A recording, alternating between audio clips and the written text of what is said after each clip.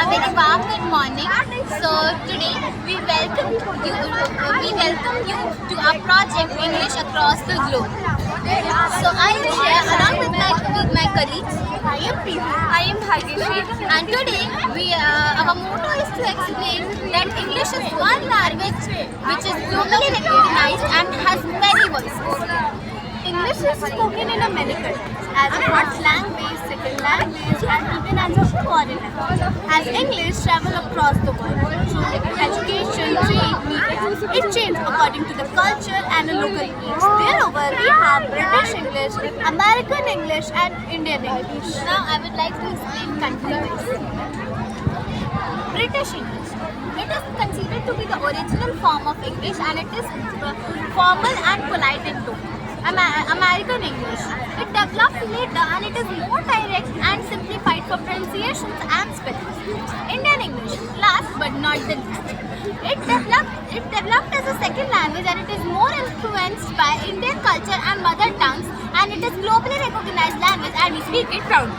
So ma'am, there is a vocabulary difference among the nations that I would like to explain you. The same thing can have different names in different countries. For example, in Britain English people live in flat, whereas in American English people live in apartment. And in British English people say holiday, whereas in American English people say vacation. Although the words are different but the meaning remains same. Now, I am going to explain pronunciation difference. Their words have different pronunciations. For example, it is pronounced often in British English where T is silent, but often in American English where T is included. Now, we are heading to live demonstration examples of accent. So, I am going to represent British accent.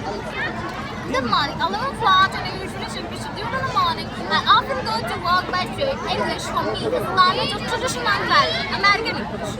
Good morning. I live in an apartment and I check my schedule every day.